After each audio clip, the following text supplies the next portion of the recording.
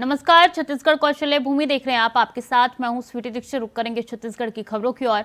भाजपा सरकार में मुख्यमंत्री उप मुख्यमंत्रियों के शपथ ग्रहण समारोह और मंत्रिमंडल के गठन के बाद अब तक विभागों का बंटवारा नहीं होना चर्चा का विषय बना हुआ है।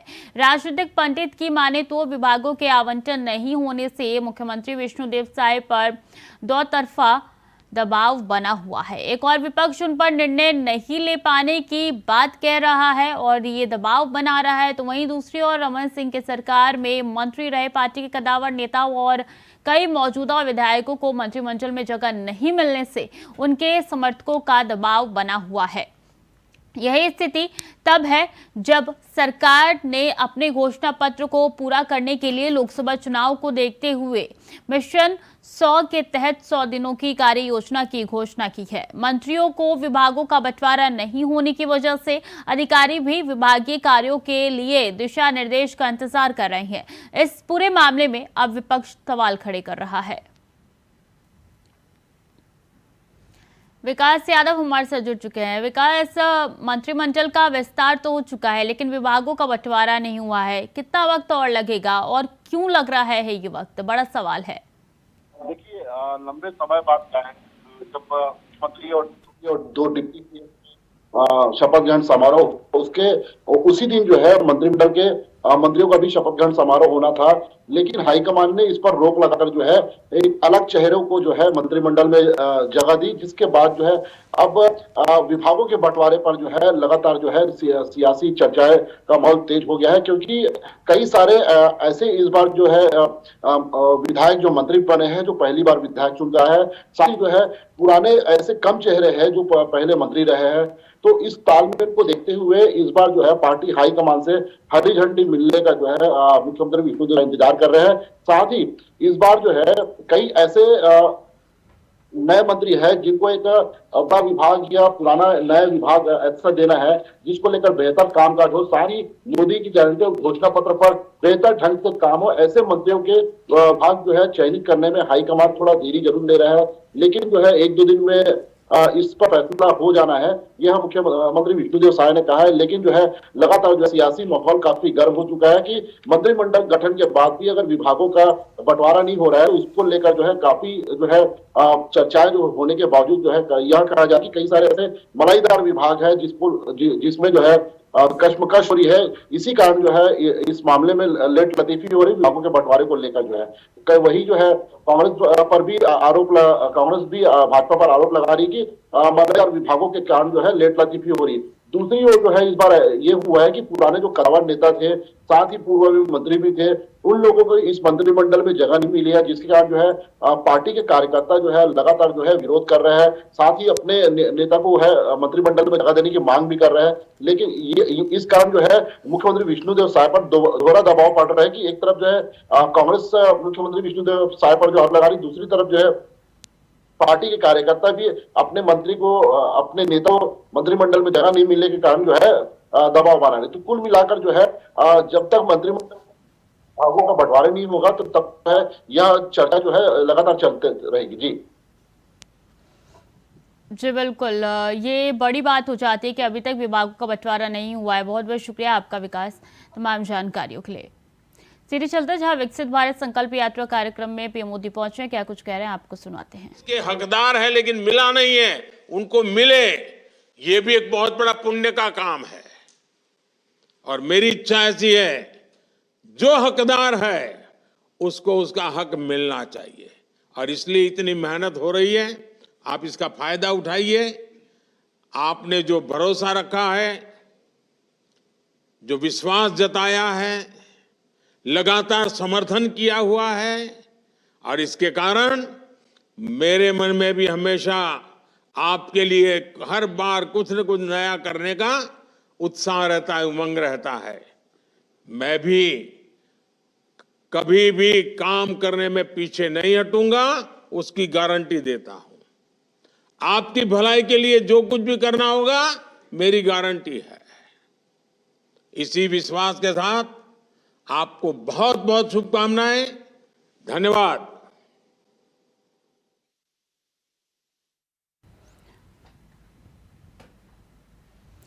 तो लाभार्थियों से बात कर रहे थे पीएम नरेंद्र मोदी और शुभकामनाएं भी उन्होंने लाभार्थियों को दी। विकसित भारत संकल्प यात्रा कार्यक्रम में पीएम मोदी ने अपना संबोधन दिया और शुभकामनाएं लाभार्थियों को उनके द्वारा दी गई।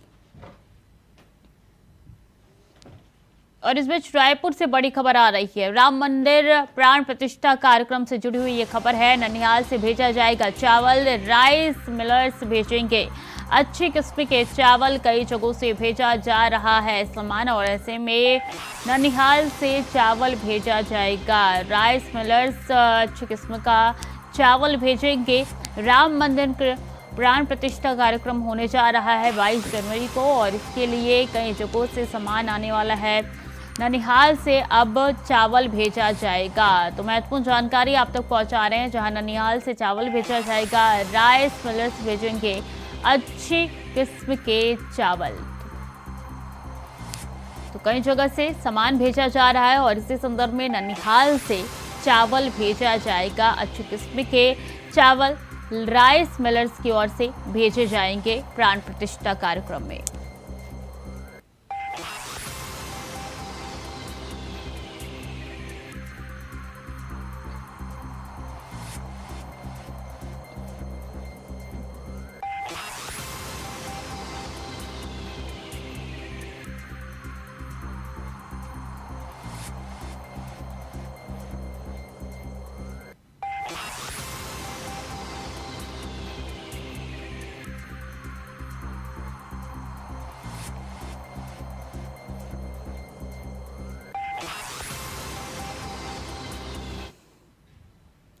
और कोविड के 5 और नए मरीज मिले हैं। अब तक पॉजिटिव केस की संख्या हुई है 14। दुर्ग जिले में मिले हैं सबसे ज्यादा संक्रमित मरीज। 24 घंटे में दुर्ग जिले में मिले हैं 4 मरीज। रायपुर में मिला है 1 कोरोना का मरीज। तो कोरोना के केसेस अब बढ़ते हुए नजर आ रहे हैं।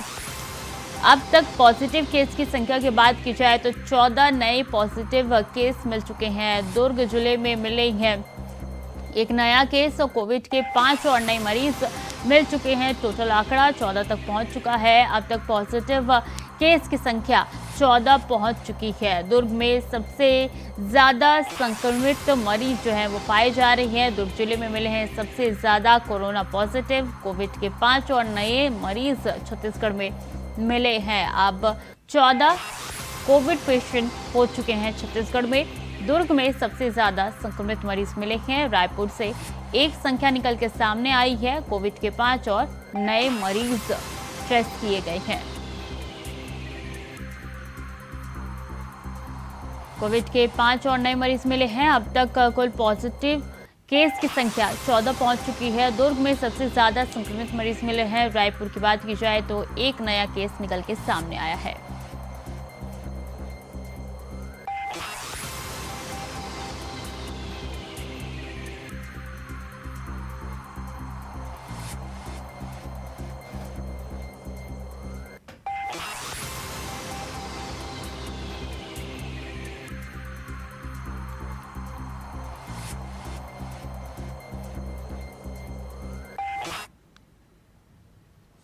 विकास यादव हमारे साथ जुड़ चुके हैं। विकास, कुल आंकड़ा 14 पहुंच चुका है। क्या यहाँ पे सतर्कता बढ़ती जा रही है? देखिए, लगातार जो है राजधानी रायपुर सहित जो है दुर्ग में इस बार जो है आंकड़े जो है काफी बढ़ाना चाहूंगा कि कल जो 1000 लोगों के जांच पाए गए। सबसे ज्यादा जो है पूरे प्रदेश में दुर्ग जिले में 5 पॉजिटिव मिले हैं, 7 रायपुर में पॉजिटिव मिला है। कुल मिलाकर जो है मंगलवार को उसमें 5 नए कोरोना मरीजों की पहचान हुई है और पहले जो है 9 मरीज पहले से ही है।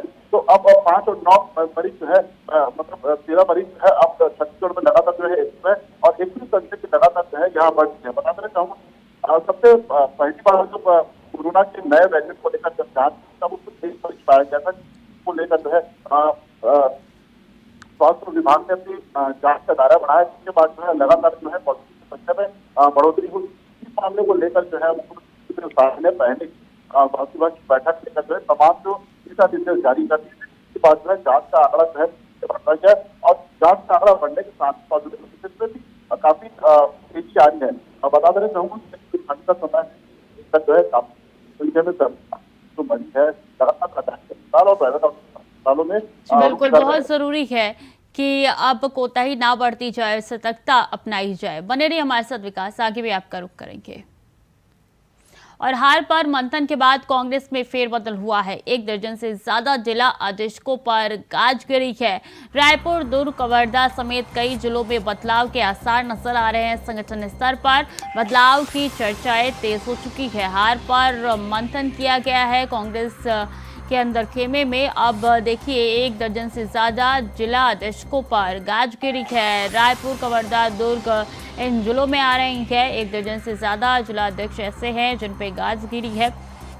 संगठन स्तर पर बदलाव की चर्चाएं तेज हो चुकी है। बदलाव के आसार भी अब नजर आ रहे हैं, चूंकि छत्तीसगढ़ में कांग्रेस को हार का सामना करना पड़ा और ऐसे में क्या थी इसके पीछे की वजह, अब मंथन उस पर किया जा रहा है। संगठन स्तर पर चर्चाएं तेज हो चुकी है कि गाज गिर सकती है, बदलाव हो सकता है। हार पर मंथन के बाद कांग्रेस में फेरबदल हुआ है।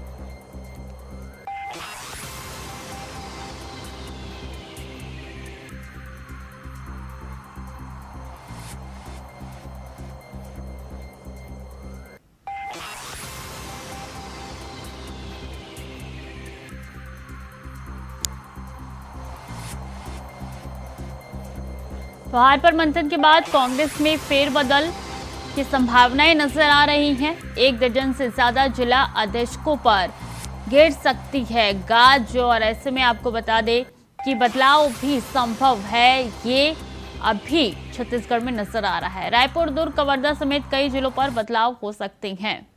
विकास हमारे साथ लगातार बने हुए हैं। विकास, हार तो हो चुकी है कांग्रेस की, मंथन भी उस पर हो रहा है, लेकिन गाज भी गिरनी संभव है। देखिए, छत्तीसगढ़ में हार के मंथन के बाद जो है जिस प्रकार जो है कांग्रेस प्रभारी संजय कुमारी पर जो एक्शन हुआ है और उनका प्रभाव जो बदला गया है, जिसके बाद जो है अब पार्टी में जो है लगातार जो है कार्रवाइयों का दौर शुरू हो गया है। कई ऐसे जो जिलाध्यक्ष की जो नियुक्ति हुई थी उसको फेरबदल किया जा रहा है। साथ ही जो है कई ऐसे लोगों को जो प्रभारी के तौर पर संभागों की जिम्मेदारी दी गई है, वहाँ पर बड़ी हार हुई है, तो उन प्रभारियों को भी बदला जा रहा है। तो कुल मिलाकर अब जो है 2024 में लोकसभा इलेक्शन होना है, उसके पहले जो है एक बड़ी कार्रवाई जो है कांग्रेस के हाईकमान द्वारा जो है करनी शुरू कर दी है। कई सारे ऐसे लोगों के प्रभार बदले जा रहे हैं जो बड़े बड़े पद में और पदाधिकारी के तौर पर संभाग स्तर के और प्रदेश स्तर के पदों की जिम्मेदारी संभाल रहे थे, लेकिन उनका जो है 2023 में विधानसभा चुनाव में अच्छा परफॉर्मेंस नहीं रहा है। इसको लेकर जो है कांग्रेस पार्टी में बड़ी हार का सामना करना पड़ा था। अब ऐसे में जो है अब कांग्रेस हाईकमान द्वारा जो है ऐसे लोगों को नियुक्त करके यहाँ पे बैठाया जा रहा है, जिस पर जो है काफी 2024 के लोकसभा चुनाव का भरोसा जीता जा सकता है। साथ ही जो है उनपे जो है कार्यकर्ताओं का अच्छा से पकड़ हो, तो इस लिहाज से जो है इस बार सोच समझ कर जो है कार्रवाइयां हो। इससे पहले कई प्रदेश के प्रदेश प्रभारी भी बदले गए थे विकास, और अब लगता है कि जिलाध्यक्ष भी बदले जा सकते हैं। लेकिन ये जो मंथन अभी हो रहा है, चुनाव से पहले ज्यादा मंथन होता तो आज रिजल्ट कुछ और होता। देखिए 2024 से जो लोकसभा चुनाव होना है, अब इस तैयारी चल रही है। जो पूर्व में जो 2023 जो विधानसभा चुनाव होने हैं उसको लेकर भी काफी कसमकस पर कार्रवाई की जाए, पर नहीं की जाए, तो इसको लेकर जो है काफी बयानबाजी पर दौर भी शुरू हुआ था।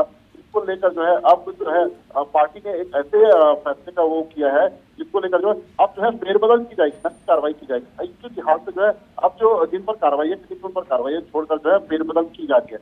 मतलब जो है उनके जो जिम्मेदारी थी, जो विभाग और संभाग पर जो जिम्मेदारी सौंपी गई थी 2023 और 2024 के लोकसभा विधानसभा चुनाव के, उनको हटा दिया गया है। उनकी जगह पे नए लोगों को वहां पे जिम्मेदारी दी गई है। इस प्रकार जो है अच्छे से बेहतर ढंग से रणनीति बनाकर जो है 2023 में जो चुनाव हुए हैं उसके नतीजों को छोड़कर जो बेहतर तैयारी के साथ जो है 2024 में कांग्रेस पार्टी उतर सकी, इसके लिए जो है अब फेरबदल जरूरी हो गया। जी ठीक है विकास, बहुत बहुत शुक्रिया आपका तमाम जानकारियों के लिए।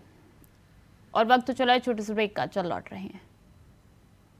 ब्रेक के बाद एक बार फिर से स्वागत है आपका। खबरों में आगे बढ़ेंगे। छत्तीसगढ़ के पूर्व डिप्टी सीएम टीएस सिंहदेव ने अयोध्या के राम मंदिर को लेकर बड़ा बयान दिया है। दरअसल छत्तीसगढ़ में हुए विधानसभा चुनाव में करारी हार को लेकर कांग्रेस के नेता अब कार्यकर्ताओं के बीच पहुंचकर मंथन कर रहे हैं। ऐसा ही एक मंथन शिविर विश्रामपुर के इसने मिलन भवन में भी रखा गया था, जिसमें पूर्व उप मुख्यमंत्री टीएस सिंहदेव ने शिरकत किया। उन्होंने मीडिया के सामने बड़ा बयान देते हुए कहा कि बीजेपी लोकसभा चुनाव को देखते हुए अधूरे मंदिर में भगवान की प्राण प्रतिष्ठा कराने जा रही है। मुझे भी इसकी जानकारी नहीं थी। मुझे समाचार के माध्यम से पता चला कि मंदिर का निर्माण अभी तक पूरा नहीं किया गया है।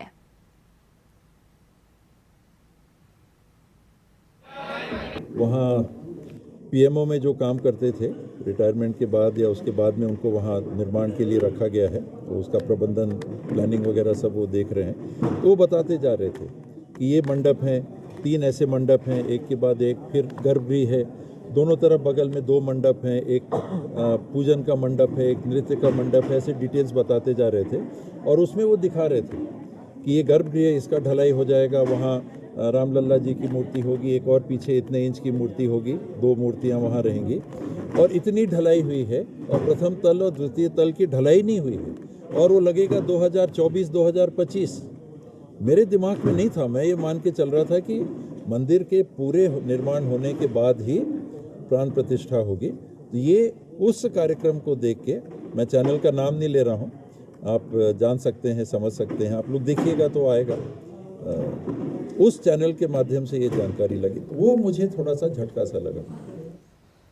और बस्तर जिला कांग्रेस कमेटी ने किया है प्रेस वार्ता का आयोजन, जिसमें 28 दिसंबर को आयोजित होने वाले 140वें कांग्रेस स्थापना दिवस के बारे में विस्तृत जानकारी दी गई। शहर अध्यक्ष सुशील मौर्य ने कहा है कि देश भर से लगभग 10 लाख कांग्रेस के पदाधिकारी कार्यकर्ता स्थापना दिवस में सम्मिलित होंगे, जिसमें छत्तीसगढ़ से 25,000 कांग्रेस के कार्यकर्ता पदाधिकारी शामिल होंगे। बस्तर से भी सैकड़ों कांग्रेसी सम्मिलित होंगे। देखिए, तो आंतरिक हम लोग का समीक्षात्मक बैठक था। 5 सालों में जो हमारी सरकार ने काम किया, बहुत अच्छा काम किया। कई जगह हमारे कार्यकर्ता अपनी इस बातों को लेकर, समस्याओं को लेकर बात कर रहे थे। तो आंतरिक मामला तो हमेशा चलते रहता है, क्योंकि 5 सालों में बेहतर काम करने के बावजूद हमारी सरकार नहीं आई। इसको लेकर हमारे कार्यकर्ताओं में काफ़ी रोष है, दुख है कि 5 साल में जितना कांग्रेस पार्टी ने बेहतर काम किया हर समाज के लिए, चाहे जगदलपुर का सौंदर्यीकरण हो, दलपत सागर का हो, चाहे धर्मपुरा गिदम रोड हो, खेलों का मैदान, उन्नयन गाँव में देवगुड़ियों का जिम्मेदार है, हर समाज को सामाजिक भवन पैसे देने का काम, आत्मानंद स्कूल खोलने का काम, हर प्रकार से विकास की बयार हमारी पार्टी ने भाई। इसके बावजूद वोट क्यों नहीं मिले, इस बात को लेकर हमारे कांग्रेस के कई कार्यकर्ताओं में रोष है कि कहीं ईवीएम का तो गड़बड़ी नहीं है कि क्यों हम वोट नहीं।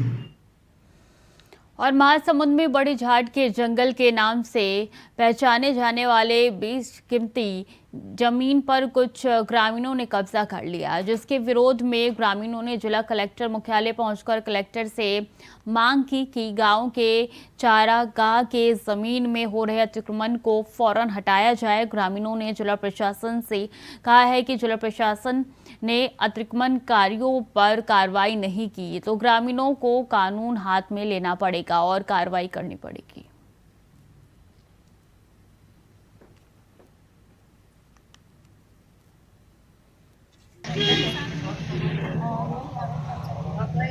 अब कुछ नहीं हुआ कि सर उतना है ना, करीबन हो जाते हैं ना, और 1-2 जन जो बसें ना पहले से बसें आने कभी, और वहाँ पर ना जैसे कि चरागाह वगैरह मतलब गाय चराई करा थी सभी, तो अब कुछ रजिस्टर बनल था लिखना, तो वही चीज़ का लेके आया था बना। अब सरपंच के का भूमिका है उतना तो मला मतलब पता नहीं है, ऐसे कि श्याम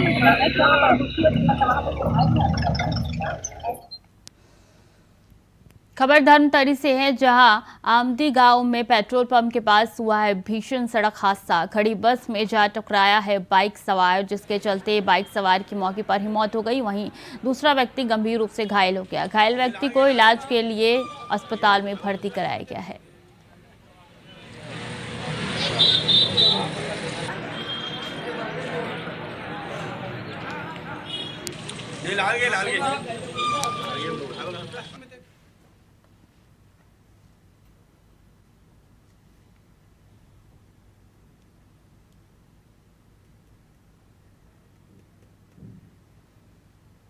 तो फिलहाल के लिए छत्तीसगढ़ कौशल्य भूमि में इतना ही। खबरें लगातार जारी है, देखते रहिए इंडिया वॉइस।